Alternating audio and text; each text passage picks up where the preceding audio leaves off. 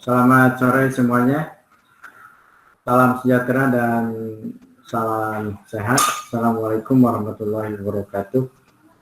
Pada sore ini kita akan memulai perkuliahan mata kuliah pengelolaan jasa ekosistem yang pada kesempatan ini kita akan membahas tentang negosiasi di dalam pengelolaan jasa ekosistem. Nah, negosiasi ini penting ketika kita memahami di dalam jasa ekosistem itu ada dua pihak. Yang pertama adalah pihak penyedia, yang kedua adalah pihak penerima manfaat daripada jasa ekosistem yang disediakan oleh suatu ekosistem. Untuk itu saya akan menyampaikan paparan dalam bentuk PowerPoint sebagai berikut. Kuliah kali ini adalah terkait dengan topik negosiasi pengelolaan jasa ekosistem yang tadi saya katakan bahwa kenapa kita perlu negosiasi.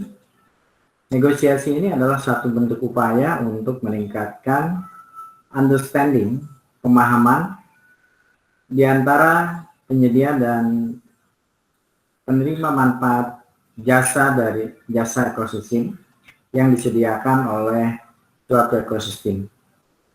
Nah, kita memahami bahwa di dalam negosiasi antara penyedia dan pemanfaat jasa ekosistem ini ada beberapa hal yang perlu kita perhatikan. Jadi yang pertama adalah berkaitan dengan jasa ekosistem yang akan dinilai sebagai bagian penting daripada proses negosiasi.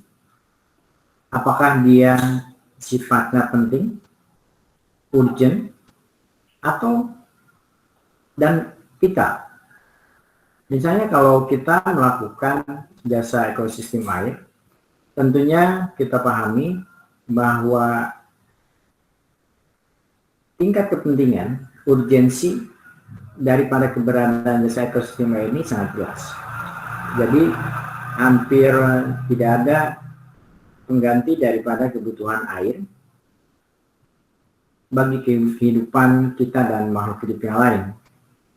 Nah, bahkan kita tahu tidak ada suatu komponen, barang komplementer yang menggantikan air.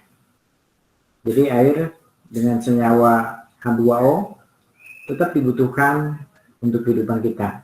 Dan kita ketahui tidak ada istilah air sintetik atau synthetic water. Jadi air disediakan oleh suatu ekosistem melalui proses hidrologis, siklus hidrologis. Itu adalah salah satu contoh. Mungkin jasa-jasa ekosistem yang lainnya ini perlu diidentifikasi yang berkaitan dengan urgensi, importance, dan vitality daripada keberadaan ekosistem tersebut. Misalnya bagaimana pitanya oksigen. Oksigen sendiri secara alami memang dihasilkan dari proses fotosintesis yang dilakukan oleh vegetasi yang memiliki klorofil. Proses-proses inilah yang sesungguhnya dilakukan oleh suatu ekosistem. Jadi ekosistem yang baik itulah yang hanya menghasilkan jasa ekosistem. Jadi jasa ekosistem itu tidak akan pernah Anda dapatkan pada saat ekosistemnya itu mengalami kerusakan, mengalami degradasi, atau performa atau kinerjanya dia rusak, menurun dan sebagainya. Jadi jasa ekosistem manajemen hanya akan terjadi ketika ekosistem berada dalam performa yang baik. Nah, untuk itulah pertanyaannya, apabila ekosistem itu tidak bisa menghasilkan jasa ekosistem yang baik, apa yang kita lakukan? Tentunya salah satu caranya adalah kita melakukan mengembalikan ekosistem itu. Jadi sesungguhnya dengan cara-cara restorasi, cara-cara rehabilitasi yang intinya mengembalikan struktur, komposisi, dan juga fungsi daripada ekosistem itu, maka diharapkan bahwa ekosistem services bisa kembali dalam sebuah ekosistem yang bisa dipelihara dengan baik. Nah, untuk itulah di dalam proses tahapan menuju suatu proses negosiasi, Anda harus melakukan upaya-upaya yang berkaitan dengan identifikasi dan analisis. Jadi ketika Anda sebagai provider, Anda harus bisa meyakinkan kondisi with or without ecosystem services. Contoh, bagaimana Anda meyakinkan petani-petani yang menggunakan sawahnya untuk menanam padi. Anda tahu, ketika misalnya berbagai faktor produksi pertanian, padi misalnya, itu disediakan dalam jumlah dan kualitas yang cukup. Tetapi jika tidak ada aliran air yang masuk ke dalam persawahan tersebut, apakah itu jadi atau enggak? Proses produksi, proses budidaya dan hasilnya outputnya berupa produksi padi misalnya.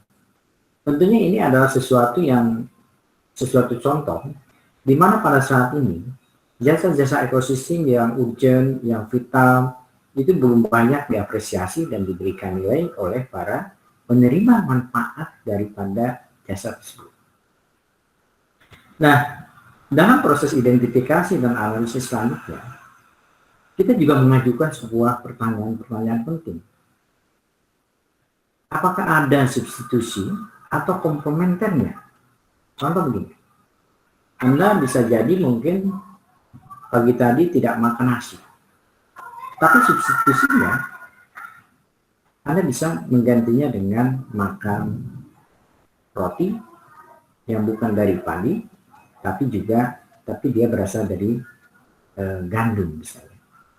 Inilah adalah salah satu contoh substitusi. Tapi bagaimana kalau Anda bertanya seperti pertanyaan tadi saya, ketika air yang digunakan, ada nggak substitusi air? Atau penggantinya apa? Ini sesuatu yang memang nanti ketika Anda melakukan sebuah proses negosiasi, hal-hal penting, urgent, dan vital ini perlu Anda kemukakan. Nah, 3 pertanyaan selanjutnya. Ini kalau saya sering sebut sebagai 3K. Jadi di dalam proses interaksi dan negosiasi di dalam jasa ekosistem, Anda harus bisa menjelaskan tentang kuantifikasi atau kuantitas dari ekosistem yang dibutuhkan itu berapa banyak. Yang kedua adalah masalah kualitas. Bisa jadi kuantitas dia banyak, tapi kualitas sedikit. Nah, kemudian yang ketiga adalah masalah kontinuitas. Jadi kontinuitas ini adalah Anda harus bisa menghitung ketersediaan ekosistem service dalam waktu sepanjang waktu atau sepanjang tahun. Misalnya kayak pasokan ekosistem services yang contohnya adalah air. Apakah kontinuitas air yang disediakan dari suatu ekosistem itu terjamin sepanjang tahun atau tidak? Jadi jangan sampai pada saat musim hujan terjadi banjir dan pada saat musim kemarau terjadi kering. Nah, hal yang selanjutnya di dalam identifikasi jasa ekosistem ini adalah berkaitan dengan kita menentukan provider dan beneficiaries. Jadi provider ini adalah pengelola ataupun pemilik dari ekosistem yang menyediakan jasa ekosistem. Kemarin dalam minggu yang lalu kita sudah mencoba bagaimana sesungguhnya water provider itu ditentukan secara spasial dan beneficiaries-nya, penerima manfaatnya kita tentukan juga secara spasial. Hal yang lain adalah dalam identifikasi dan analisis adalah Anda wajib memahami tentang kebijakan pemerintah atau government policy. Jadi bisa jadi misalnya begini, kita melihat tradable dengan non-tradable ecosystem service. Contoh misalnya adalah air. Jadi misalnya air ini ya, terutama di kawasan yang berasal dari hutan konservasi, ini nggak boleh di tradable menurut undang-undang sumber daya air. Jadi dia hanya bisa dilakukan untuk memenuhi kepentingan sosial. Jadi kepentingan sosial itu bisa dilakukan. Nah, namun di sisi yang lain, potensi daripada aliran air yang berasal dari kawasan hutan konservasi itu sungguhnya sangat potensial untuk dikembangkan, misalnya untuk pembangunan mikrohidro.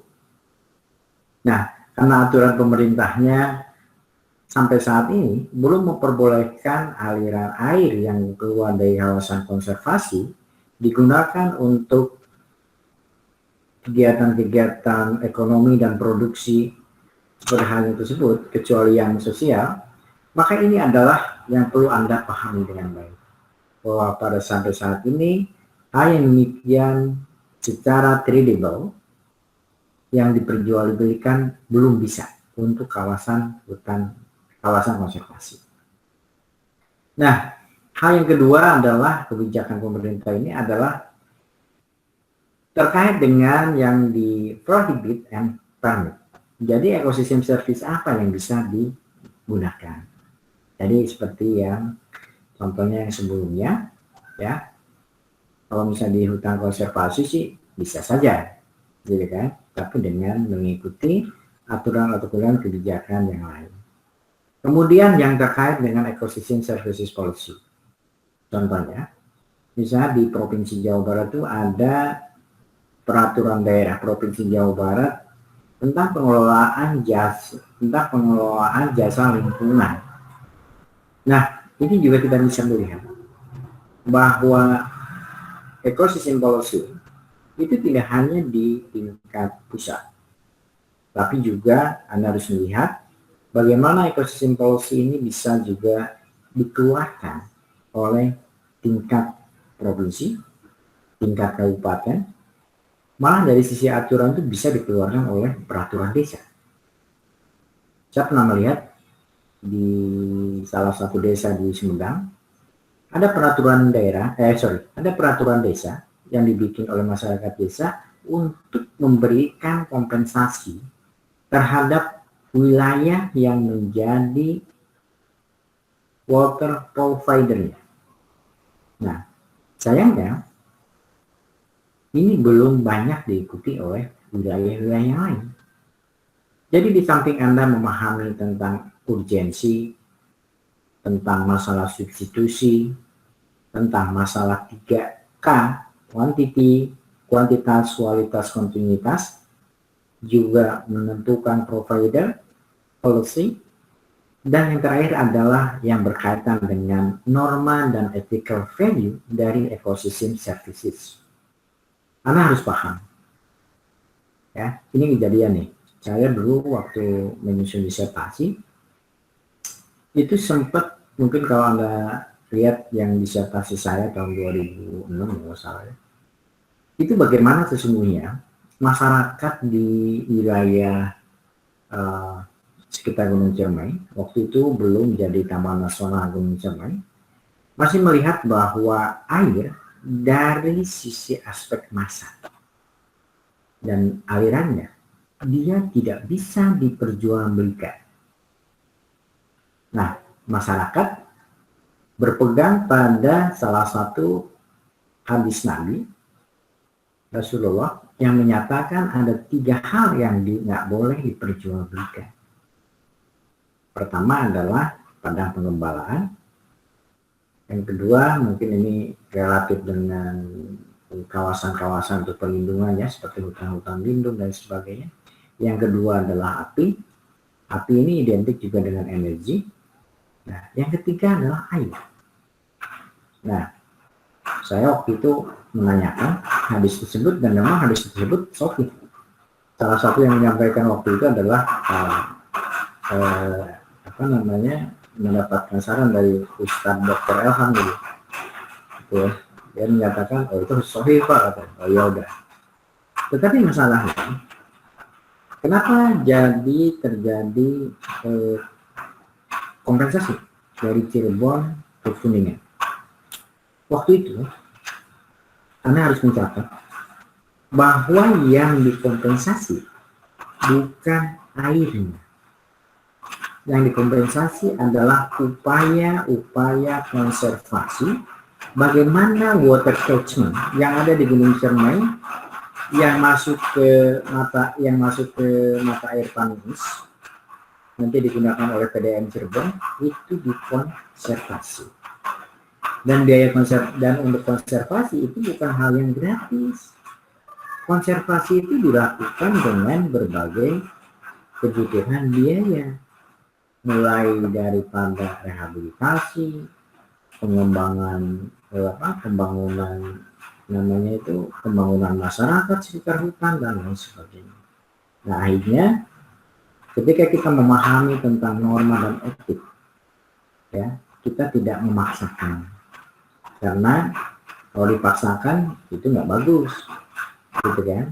Nah, tetapi akhirnya perjanjian itu adalah perjanjian, bukan perjanjian jual beli air, tapi perjanjian untuk mengkonservasi bagaimana wilayah-wilayah resapan air di Kabupaten Kuningan yang berada waktu itu di kawasan Gunung Ciremai itu tetap memberikan kontribusi jasa ekosistem terhadap wilayah bawahnya. Ya, nah itu karena Anda harus paham tentang norma dan ethical value di dalam ekosistem services.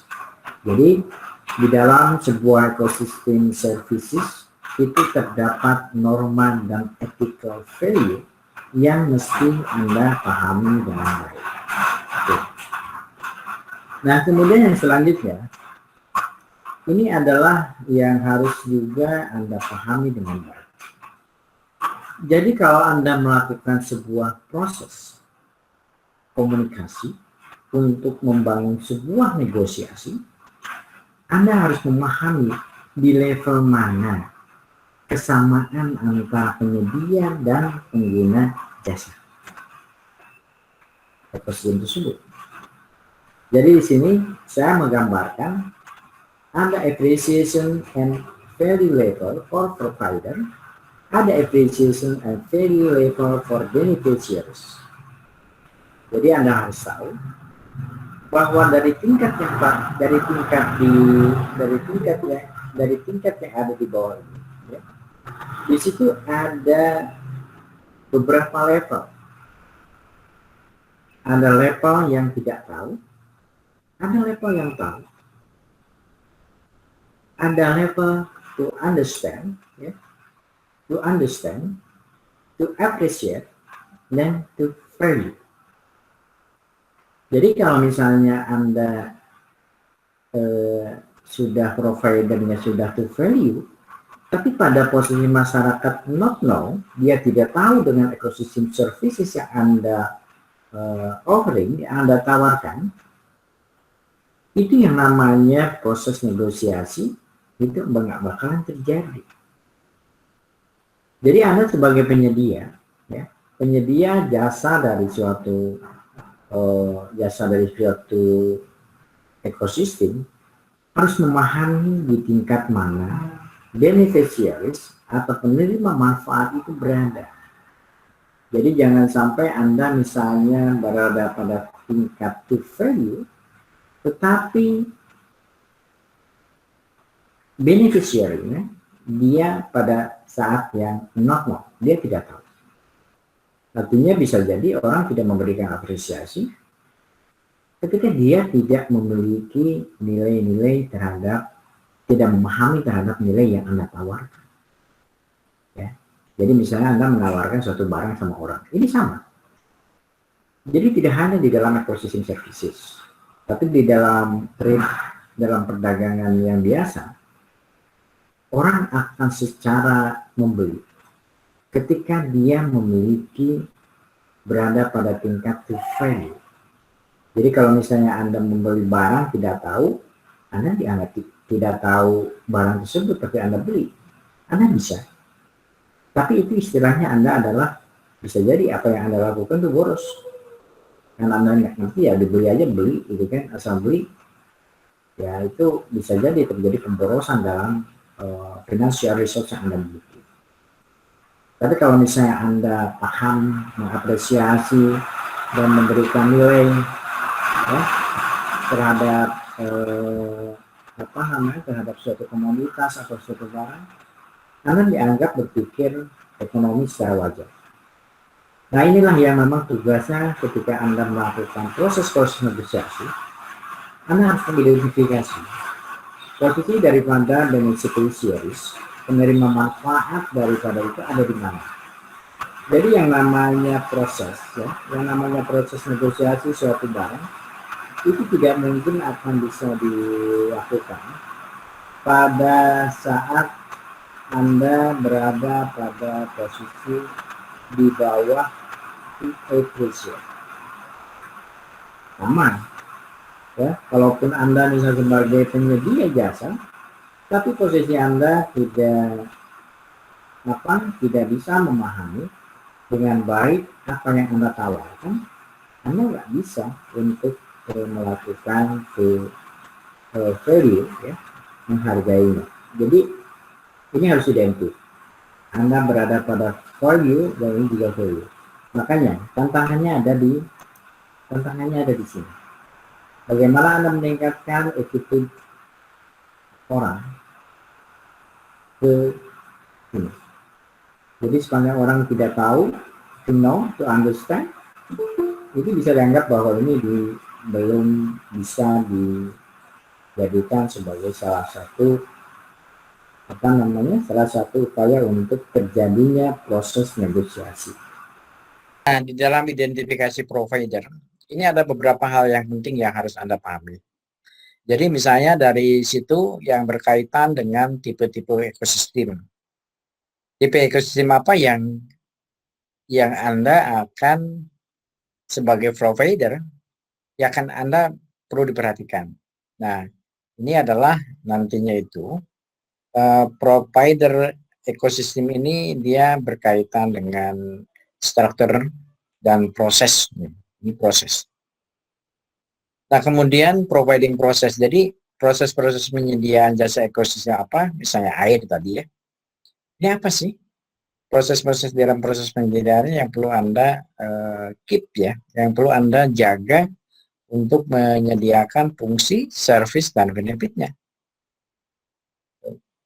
Nah, kemudian manajemen sistem. Jadi manajemen sistem ini misalnya yang berkaitan dengan pengelolaan kawasan tersebut secara umum. Mulai daripada proses perencanaan, kemudian proses bisnis plan, dan lain sebagainya.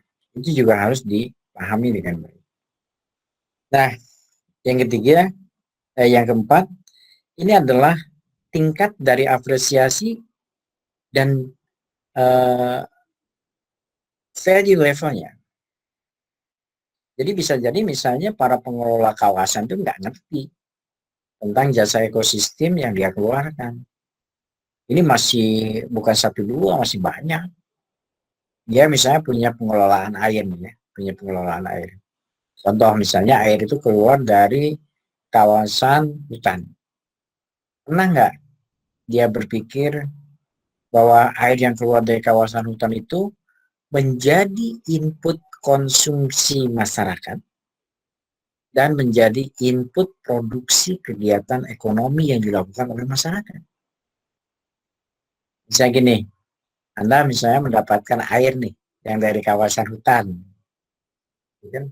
Pernah nggak Anda berpikir untuk memberikan kontribusi bagaimana ekosistem hutan itu bisa berjalan dan dijaga sehingga memberikan jasa ekosistem air yang kuantitas, kualitas, dan kontinuitasnya terjaga.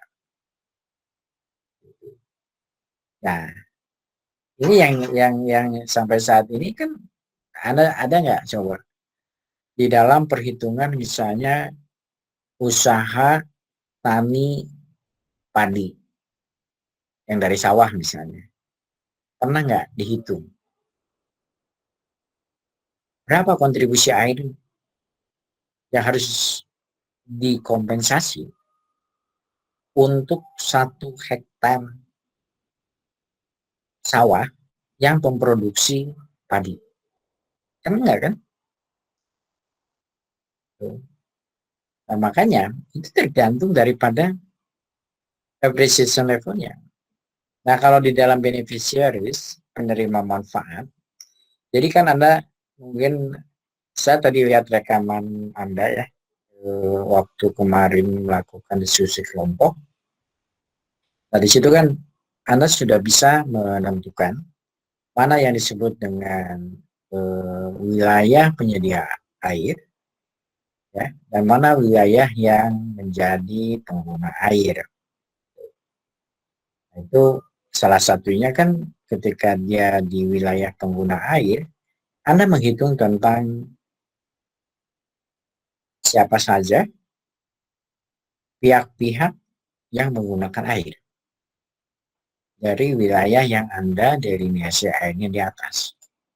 Setidaknya itu sudah bisa menentukan kalau Anda overlay dengan tutupan lahan, misalnya kalau di situ ditemukan sawah misalnya, berarti adalah bahwa yang mengelola sawah, dia menerima manfaat, benefit dari aliran air yang keluar dari bagian hulunya. Nah, ini merupakan hal yang penting, delineasi yang berkaitan dengan Anda yang lakukan kemarin. Jadi, peta tentang penyedia air dan pengguna air sesungguhnya adalah membantu mengidentifikasi provider dan beneficiaries dari suatu ekosistem services yang kita kelola. Nah, jadi bagaimana kalau misalnya orang tidak paham bahwa airnya itu berasal dari suatu wilayah di hulunya? Anda kan nggak mau bayar kan? Gitu. Nah, ketika dengan adanya mapping yang Anda lakukan kemarin, itu akan membantu orang untuk lebih memahami dengan baik ya tentang manfaat yang keluar dari ekosistem service. Dan kemudian beneficiary ini yang juga berkaitan dengan revenue. Revenue ini adalah ya sifatnya benefit lah, ya, benefit yang bisa diperoleh dari kontribusi suatu jasa ekosistem yang dirasakan manfaatnya. Contoh gini, saya misalnya menerima manfaat air karena mungkin saya rumahnya misalnya di bagian hilir yang didapat dari bagian hulu. Orang yang berada di bagian hulu atau contoh lah misalnya pengelola kawasan yang di daerah hulu, mereka mengeluarkan dana, memberikan kontribusi tenaga, waktu, dan lain sebagainya untuk melestarikan kawasannya dia. Yang salah satu nilai manfaatnya itu kita rasakan. Jadi kalau misalnya kita tidak memberikan apa-apa, atau malah tidak mengapresiasi atas apa yang dilakukan, tentunya kita ini kita ini ya dianggap sebagai orang yang tidak memiliki rasa terima kasih. Ya. Coba Anda pikirkan tuh, bisa nggak Anda masak nasi goreng, yang nasi goreng itu sesungguhnya itu dihasilkan dari kontribusi yang lain. Ya. Misalnya kamu Alfat, apakah nasi goreng yang kamu bikin, kamu nanam padinya dulu nggak selama 4 bulan atau 6 bulan? Enggak, Pak. Enggak kan? Atau misalnya kamu ngegoreng 1-2 telur, kamu melihara ayamnya nggak? Enggak, Pak. Beli di warung. Beli di warung. Bagaimana kalau misalnya peternak ayam dan petani padi tidak menjual ke warung yang kamu beli? Kamu akan dapat dari mana? Dapat dari mana ya? Enggak Hah? dapat, Pak. Nggak dapat kan? Iya. Jadi jangan lupa bahwa kenikmatan, kenyamanan yang kita rasakan sesungguhnya itu adalah bagian daripada kontribusi orang lain yang diberikan kepada kita secara ikhlas tuh. Jadi nggak ada istilah kalian semua itu harus sombong, nggak bisa, gitu kan? Kamu kalau misalnya sombong, ya udah bikin nasi goreng, masak dulu gitu ya, nanam dulu gitu. Makanya saya selalu menanamkan ya ke anak-anak itu, kalian ketika makan tuh jangan ada satupun yang dibuang. Jadi bagaimana misalnya kalian mendapatkan revenue dari kontribusi orang yang memelihara lahan sawahnya itu dengan sangat-sangat hati-hati, dijaga tiap malam dan sebagainya. Tetapi ketika dia sudah jadi nasi, kalian misalnya makan dan tersisa kemudian itu dibuang. Kalian masih kasihan sama orang itu. Jadi jangan untuk makanan, saya harapkan jangan sekali-kali kalian ubah, jangan sekali-kali kalian membuang makanan yang kalian makan itu dengan sia-sia. Kan tipe orang kita kan begitu, makan pilihan tuh kan, semua tapi tersisa dan dibuang begitu saja. Tapi kalau misalnya kalian lihat di beberapa negara di luar, orang tertib. Jadi makanya itu dikit-dikit gitu kan. Kalau kita enggak, sekalian banyak tapi enggak habis. Gitu. Itu yang penting harus kalian tanamkan. Kalau kalian bisa membangun sebuah kesadaran ya. Ya.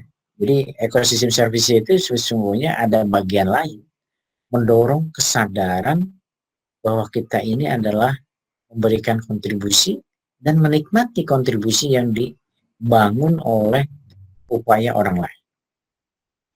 Nah kemudian juga sama, ini yang berkaitan dengan appreciation and value level. Jadi banyak penerima manfaat yang tidak merasakan manfaat itu, walaupun dia merasakan, walaupun dia misalnya tiap saat ya. Ada yang tinggal di asrama nggak? Nggak ada ya. Coba kalau kamu tinggal di asrama tuh, kalau airnya misalnya keruh kan, atau misalnya air turun, kamu baru merasakan, ya. Jadi kadang-kadang apresiasi timbul ketika sudah terjadi permasalahan. Itu sesuatu yang mestinya harus nggak boleh dilakukan. Nah, itulah yang sesungguhnya yang banyak terjadi di dalam proses negosiasi jasa ekosistem di Indonesia ini belum sekuat di beberapa negara. Karena salah satu masalahnya adalah tadi, ya kan? Orang belum dibangun kesadarannya terhadap sangat urgennya ekosistem services ini.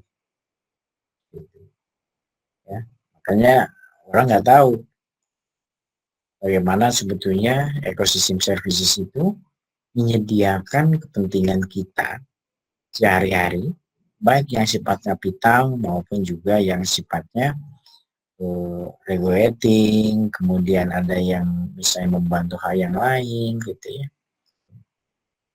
Nah, apa namanya? Itu adalah yang berkaitan dengan identifikasi. Kemudian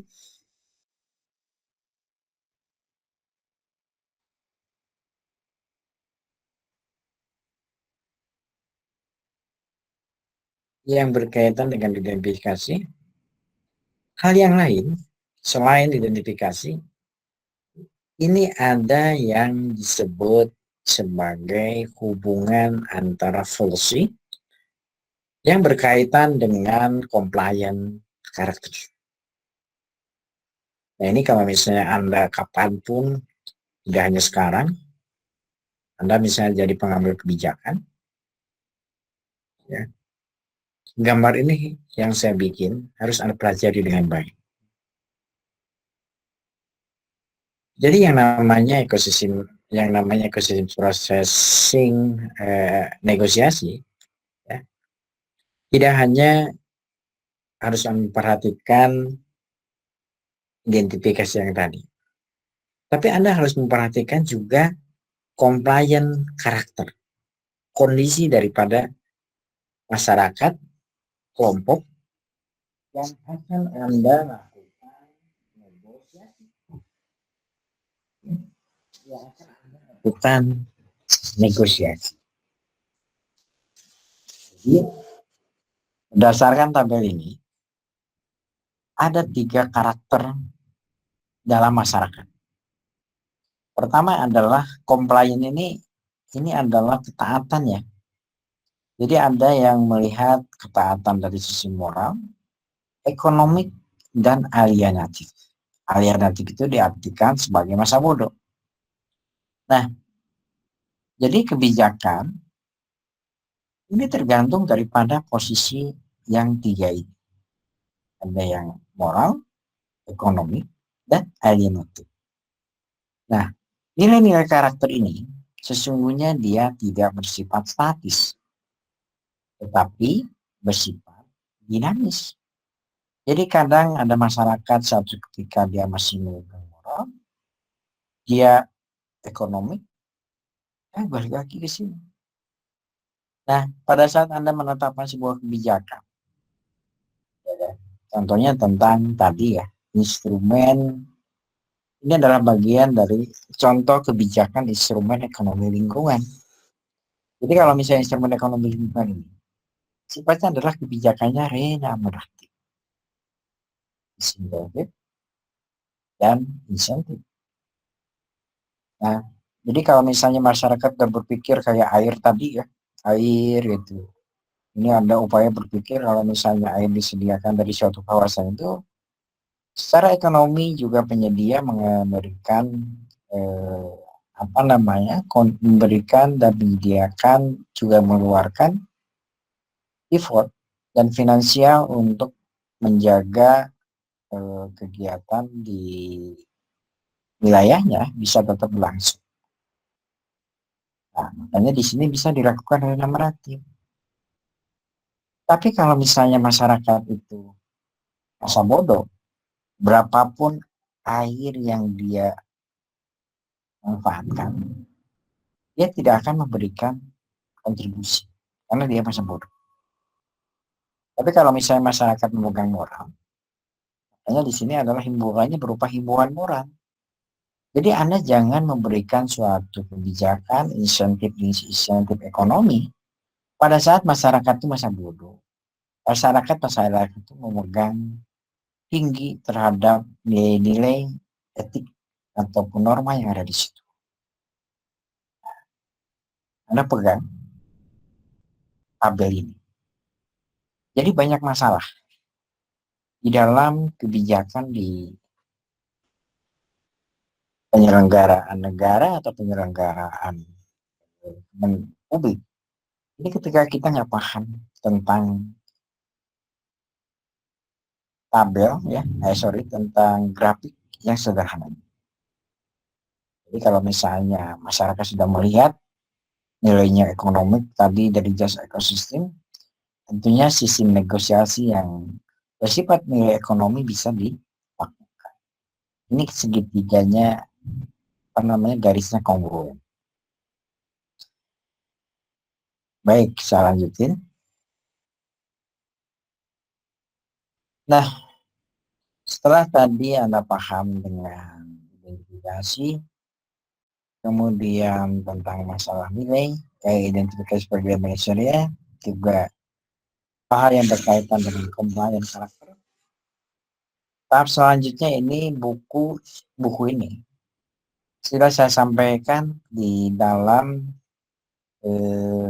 bahan kelas di material itu ada satu folder yang foldernya judulnya adalah negosiasi. Nah, dalam proses negosiasi ini, terutama yang berkaitan dengan jasa alam, book ini sangat bagus untuk menjadi gambaran bagaimana Anda melakukan proses negosiasi. Jadi di dalam proses negosiasi, buku ini menyampaikan ada 5 tahapan penting. Pertama adalah know your product and its value. Ketahui produk Anda dan nilainya. Kemudian dari know your product and its value ini adalah Anda ketahui apa yang akan Anda jual. Pikirkan like a buyer when pricing your product. Jadi Anda memikirkan bagaimana sesungguhnya kalau buyer itu menghargai produk Anda. Gitu. Itu yang tadi saya akan kemukakan yang di dalam grafik ini. Jadi jangan sampai Anda membangun sebuah proses negosiasi, ini pemahamannya belum Anda tingkatkan. Nah, step yang kedua adalah establish relationship and rewards. Yang kedua ini adalah identify potential buyer and key contact. Jadi identifikasi buyer-buyer potensial dan kontak-kontak kunci orang-orang yang bisa. Jadi kalau misalnya Anda lanjutin yang pemetaan jasa ekosistem air, Anda akan ketemu kalau misalnya di situ Anda overlaykan dengan penutupan lahan, ada sawah, ada pabrik, ada pemukiman, dan lain sebagainya. Itulah yang disebut sebagai potensial buyer. Ya.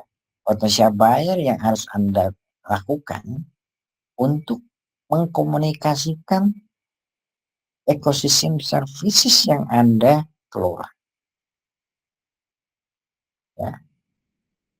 Kemudian yang ketiga, setelah Anda lakukan itu, get to know a potential buyer. Listen to prospective buyer need. Anda dengarkan. Apa yang menjadi kebutuhan dari para buyer itu? Nah, kemudian, build trust over multiple meeting. Anda bangun kepercayaan melalui multiple meeting. Pertemuan Anda dengan calon buyer. Anda contohnya misalnya pengelola kawasan hutan. Anda datangi, Anda yakinkan bahwa Anda sudah membuat sesuatu untuk menjamin air yang dipakai oleh buyer, oleh penerima manfaat tadi, itu sesungguhnya didedikasikan bagi input kegiatan konsumsi dan produksi yang mereka lakukan. Nah ini satu seni tersendiri. Ini untuk mengkomunikasikan apa yang menjadi ide, gagasan, dan harapan Anda terhadap orang yang sesungguhnya telah lama Anda bantu dalam menyediakan kebutuhan jasa ekosistem. Nah, tapi biasanya ketika kita melakukan first meeting dengan orang tersebut, umumnya ketika orang tersebut pada level tidak mengapresiasi atau tidak memiliki nilai, Anda akan berhadapan dengan sesuatu yang sifatnya masa bodoh.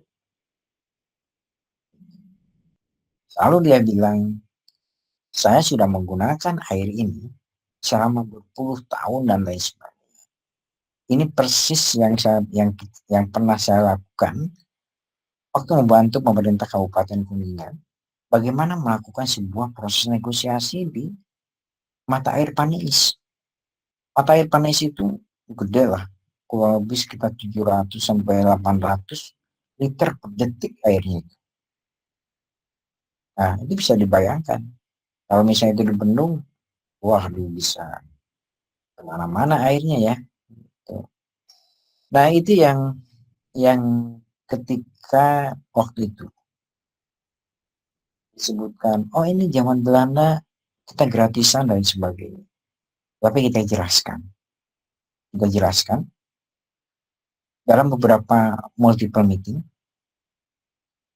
jika air yang Anda nikmati ternyata ekosistemnya mengalami kerusakan, baik kerusakan karena vegetasi atau bentang alamnya yang berubah, yang terganggu, ini tentunya akan mengganggu kontinuitas, kualitas, dan kuantitas air yang masuk ke wilayah Anda. Itu tidak gampang. Ya, kan? Jadi bagaimana Anda sebagai pengelola bisa meyakinkan proses-proses ekologis yang Anda kelola dan menjadi sebuah fungsi, ini bisa masuk ke dalam pemahaman daripada potensial buyer. Itu. Ini tidak gampang. Jadi Anda ketika memberikan suatu memberikan suatu informasi untuk membangun trust daripada buyer, Anda harus memiliki dasar yang cukup.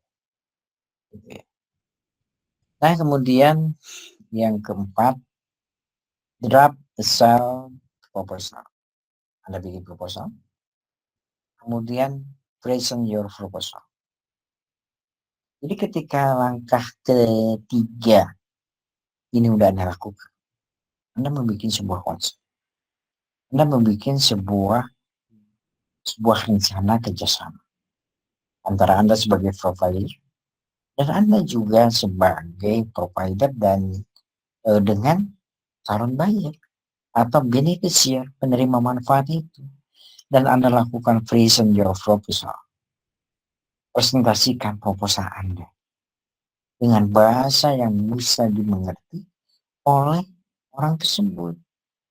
Jadi sebuah proposal yang baik itu tentunya akan memberikan nilai yang bermakna bagi audiensnya, bagi yang menerimanya. Nah, kalau memang draft sale proposal selesai, lakukan structure the agreement and finalize the deal. Anda bangun agreement, kesepakatan, dan finalisasi daripada the deal itu sendiri. Bagaimana Anda melakukan negotiation step, jadi kayak kerjasama, ya, apa yang akan dilakukan negotiation, kemudian melakukan finalisasi perjanjian kontrak. Nah, ini yang penting ya. Saya melihat kalau misalnya untuk wilayah yang strategis, misalnya kabupaten atau kota, yang melakukan kerjasama itu pemerintah yang di hulu dengan yang di hilir. Itu karena itu menyangkut kebutuhan yang masyarakat luas. Kecuali kalau misalnya wilayahnya kecil, misalnya dari satu mata air yang keluar, Anda siapa aja nih itu bisa dikerjasama. Jadi sebagai penerima manfaat. Kemudian yang penting adalah terakhir, how to maintain a good business relationship. Jadi bagaimana Anda membangun sebuah bisnis yang baik. Nah, ini sesungguhnya yang belum banyak sih sebetulnya ya. Di kita ini yang main berkaitan dengan network services.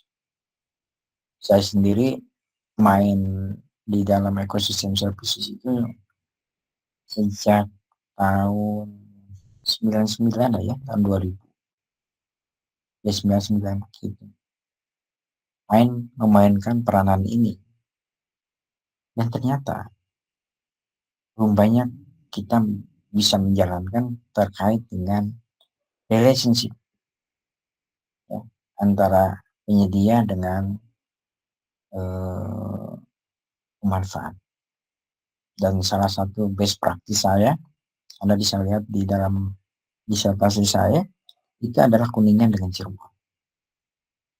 Itu adalah salah satu best practice yang saya alami dalam perjalanan hidup saya. Gitu ya. Jadi ya alhamdulillah waktu itu nggak ada istilahnya payment for ecosystem services. Cuman waktu itu saya memikirkan, karena saya tahu bahwa konsepnya daerah aliran sungai itu merupakan konsep ideal yang sama dengan tubuh kita. Ada hulu, tengah, dan hilir. Jadi kalau misalnya kepala kita sakit, ya Anda bantulah tangan Anda untuk menggaruk. Ya, ini sama konsepnya dengan payment for ecosystem services. Malah dulu ada istilahnya yang disebut dengan transboundary water resource management, pengolahan sumber daya air lintas wilayah. Dan ini masalah air ini itu terjadi di mana-mana sih. Jadi banyak, bayi bukan cuma lintas desa, lintas kelurahan, lintas kabupaten, lintas provinsi, bahkan banyak yang lintas negara. Yang kemarin rame di aliran air yang masuk Vietnam, tapi hulunya ada di Cina. Ya, jadi Cina merencanakan akan membendung di wilayahnya dia, bikin bendungan. Yang kalau bendungan itu akan dibendung, itu wilayah hilirnya akan mengalami masalah dalam kontinuitas air. Nah, makanya khusus untuk masalah air, ini tidak hanya menyangkut masalah 3K tadi. Untuk air ini tadi karena 3K, kuantitas, kualitas, kontinuitas, ini akan membangun akan men-trigger terjadinya K yang keempat, konflik. Jadi dalam ekosistem services yang berkaitan dengan air, ya, mungkin juga yang lain-lainnya juga. Jadi tidak hanya berkaitan dengan 3K, tapi juga akan menimbulkan apa yang disebut dengan K yang baru, konflik. Gitu. Jadi Anda sesungguhnya mempelajari tentang ekosistem services, ada juga hal yang lain yang kemungkinan itu akan berpotensi kalau tidak dikelola dengan baik. Yang keempat tadi, konflik. Jadi konflik ini dengan banyaknya kerusakan ekosistem, tentunya dia akan menurunkan ketersediaan, kualitas, kontinuitas dari ekosistem services yang bisa dibangun. Akhirnya apa? Orang akan berkonflik memperebutkan jasa ekosistem. Gitu. Misalnya, bukan cuma misalnya antar negara, antar desa tuh banyak terjadi. Gitu. Banyak terjadi. Malah 2 minggu yang lalu saya mengunjungi suatu desa, desanya perbatasan, tapi dia tidak punya desa yang di bawahnya nggak punya sumber air. Akhirnya apa coba? Dia membeli mata air. Yang mata air itu letaknya ada di atasnya dia. Punya dia. Nah coba Anda bayangkan. Kalau si desa yang di bawahnya ini, dia nggak beli mata air itu. Gitu. Dan mata airnya ada di desa yang bersebelahan dengan di atasnya. Saya juga agak kaget ya. Gitu. Tapi itu adalah fakta yang terjadi. Nah, selanjutnya ini mungkin Anda bisa baca lebih detail tentang ada beberapa pertanyaan. Gitu. Ya. Ini adalah pertanyaan yang mencakup what ecosystem services do you want to buyer to pay for? Where? How? Ya. Ini adalah tabel-tabel yang sesungguhnya harus Anda pahami dan harus Anda detailkan. Gitu kan? Ya. Tadi yang ini adalah umumnya, know your product is value. Ini adalah detailnya. Kemudian establish the relationship and reform, how I can initiate, dan lain sebagainya. Kemudian get to know a potential buyer. Ini adalah beberapa pertanyaan. What are the company charge, need, hot button, and goals? Kemudian ini ada yang berkaitan dengan how do I structure or ecosystem services. Structure, agreement, and penalize the deal. The agreement should be used. How do I protect integrity of the process or deal? Is there a opportunity for another deal? Nah ini satu simulasi negosiasi. Jadi ini contoh misalnya, ini adalah satu mata air. Ini adalah kristal. Ya kan? Kalau misalnya si pengelola ini bisa jaga kawasan, tapi tidak ada yang beri kompensasi. Pada sepanjang waktu kita mengeluarkan effort untuk memelihara. Jadi Anda bayangkan, kalau saya mau tutup saja air ke penduduk yang ada di sini, ya. Jadi buat apa saya kelola hutan kalau kalian tidak berikan kompensasi? Ini tidak fair. Ya. Nah, pertanyaan-pertanyaan sering muncul. Jadi proses negosiasinya bagaimana Anda harus lakukan.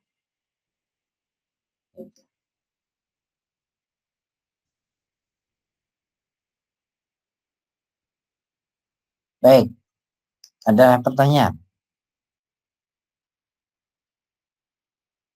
Halo?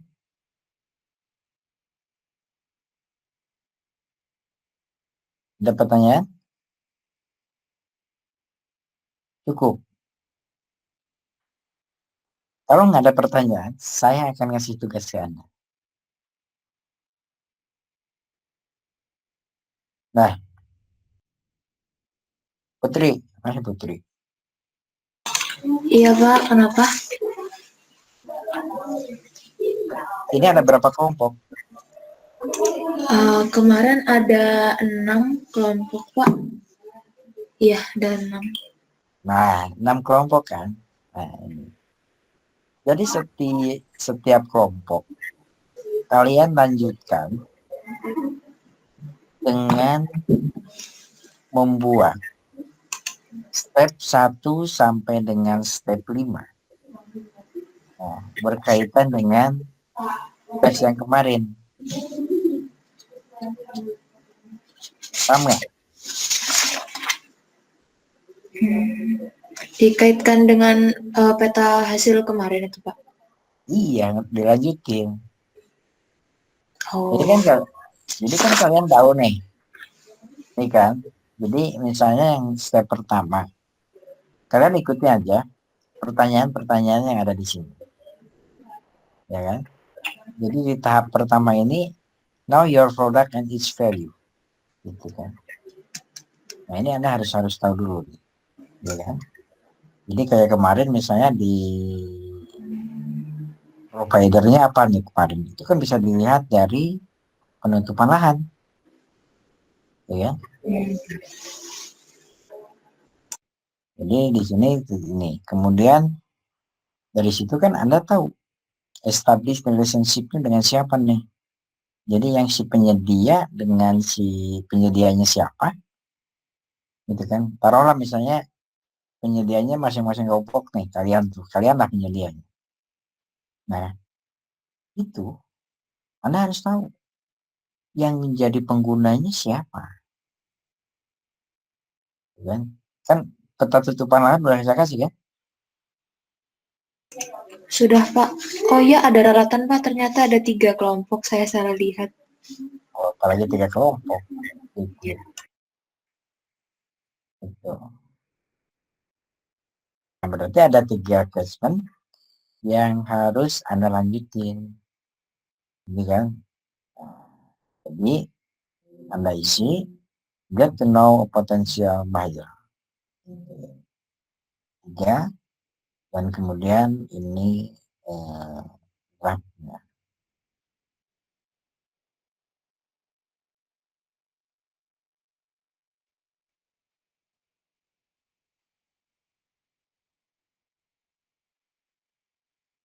Nah, ini bukunya udah saya share di Teams ya.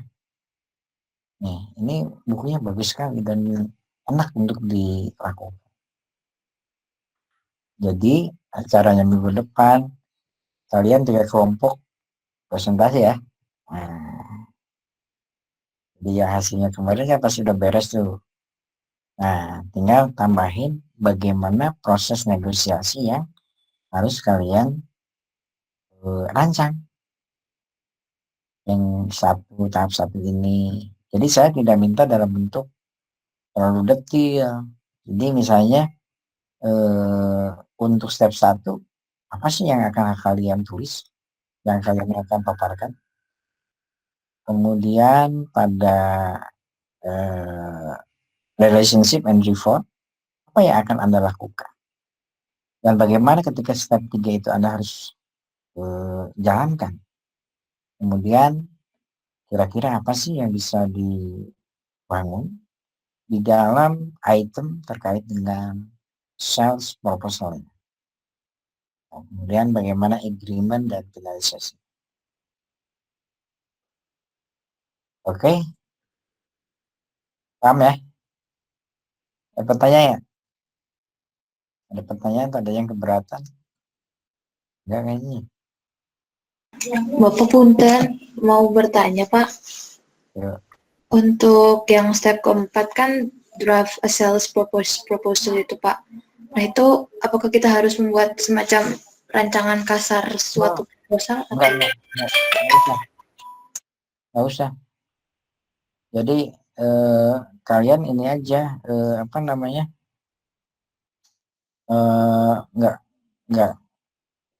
Enggak usah dibikin draftnya, enggak, poin-poinnya aja.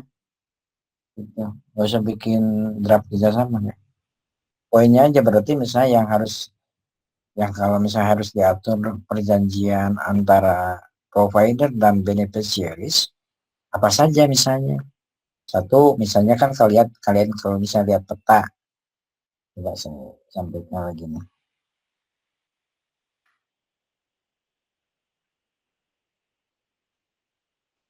Nah kalau lihat ini kan, nah ini kan kalian tahu nih, satu misalnya upaya untuk menjaga provider area. Itu misalnya berapa hektar, lupa lahannya apa, ya. Nah, kemudian apa yang menjadi, kalau agreement itu hanya bicara tentang right. Right itu berbicara tentang hak dan kewajiban. Apa yang harus dilakukan di provider dan apa yang harus dilakukan oleh oleh user. Nah, salah satu acuan yang lain, karena ini adalah jasa ekosistem air, Anda lihat yang peraturannya tentang kelembagaan yang dilakukan yang ada di dalam peraturan direksi Perum Perhutani. Itu ada yang tentang kelembagaan. Ada yang lain?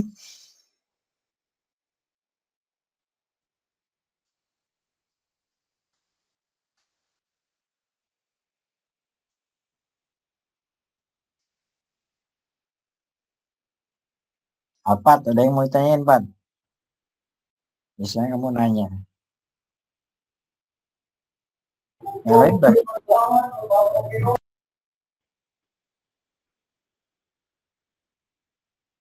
Dewi, ada yang mau ditanyain? Cukup ngerti, cukup bingung? Ani? Cukup? Ini cukup, Pak. Ya, cukup aja ya. Oke. Belum Ngerti ada ya? pertanyaan sejauh ini. Ya, insya Allah. Ya, siap. Baik, kalau memang nggak ada pertanyaan, saya cukupkan ya kuliah daring ini. Halo Pak, Yuk, Pak izin bertanya kalau waktu presentasinya berapa menit ya Pak? bentar aja lah, 20 menitan, 15 ini. Kan 3 kelompok, dan Oh iya baik Pak. kalau 3 kelompok kan waktu kita kan 1 jam ya, 1,5 jam lah. Terus sekitar Ya, 20 menit gitu. Gitu. baik Pak. Terima kasih Pak. Oke. Mau di YouTube kan nggak?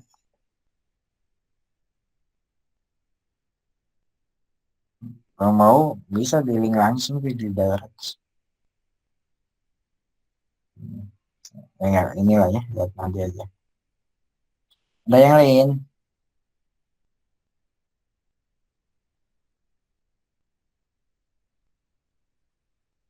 Kalau misalnya nggak ada, saya cukupkan. Terima kasih kuliah ini. Mudah-mudahan apa yang saya sampaikan ini menginspirasi Anda bagaimana potensi daripada ekosistem services, khususnya yang dari kawasan-kawasan hutan, lahan pertanian, dan lain sebagainya, ya, yang bisa memberikan manfaat ya, bagi yang lain, tapi di dalam tahap akhir, di dalam proses pemanfaatan dan pengelolaannya, kita berhadapan dengan satu tahap yang mungkin perlu Anda pahami dengan baik, yaitu tahap proses negosiasi. Ini adalah tahapan yang yang cukup menyita tenaga kita. Mungkin Anda ketika membuat peta, menentukan area dan lain sebagainya, Anda bisa berpikir sendiri. Tapi yang namanya negosiasi, Anda harus ada orang yang menjadi buyer Anda. Nah, kemampuan di sini adalah kemampuan komunikasi. Jadi di dalam jasa ekosistem, Anda nggak mungkin ditawar.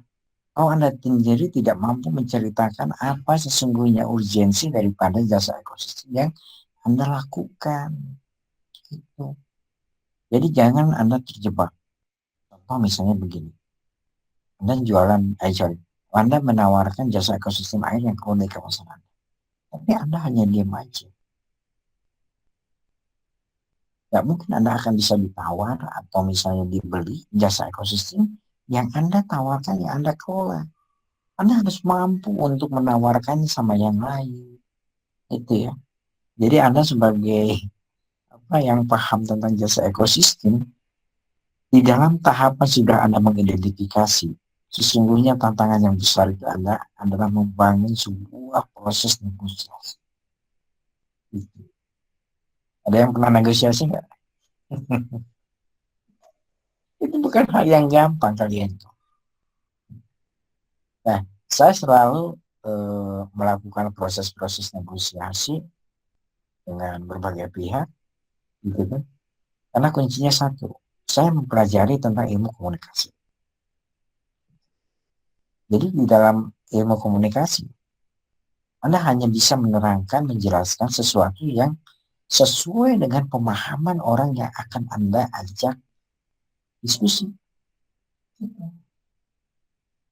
Itu penting. Jadi Anda jangan sampai memberikan sebuah statement yang terlalu teknis, sehingga orang itu nggak ngerti dengan apa yang Anda omongin. Jadi kalau misalnya saya seringkali mengilustrasikan bagaimana di dalam sebuah posisi inti atom, orbit 1, orbit 2. Anda kalau misalnya mau pindah dari orbit 2 ke orbit 1, Anda wajib mendapatkan energi untuk loncat ke orbit 1. Tetapi ketika Anda dari orbit 1 ke orbit 2, Anda sesungguhnya adalah merilis energi yang Anda miliki. Artinya, di dalam sebuah proses-proses Anda melakukan negosiasi, kemampuan Anda melakukan komunikasi harus menjadi kewajiban. Harus Anda pegang. Jadi jangan sampai Anda melakukan proses negosiasi, tapi kemampuan komunikasi itu enggak ada. Nah, di dalam proses komunikasi harus Anda tahu, orang akan paham ada 2 indera. Dari 5 panca indera kita, yang sesungguhnya itu menjadi major sense. Apa itu? Mata dan telinga. Jadi ketika Anda berbicara dengan potensial buyer atau potensial beneficiaries, yang pertama Anda harus lakukan adalah bagaimana Anda mengatur intonasi Anda. Menata kata-kata Anda menjadi bahasa yang mudah dimengerti. Termasuk Anda mainkan intonasinya. Jangan datar atau misalnya panjang, nggak ada titik, nggak ada koma. Ini penting. Ya. Jadi itu yang harus Anda lakukan. Anda tulis apa yang menjadi key point-nya. Kemudian Anda juga lihat responnya. Ya. Nah, saya nggak tahu.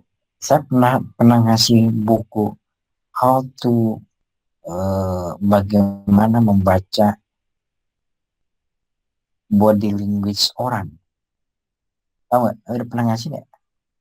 Belum ya? Itu adalah bagian daripada proses kemampuan yang Anda miliki.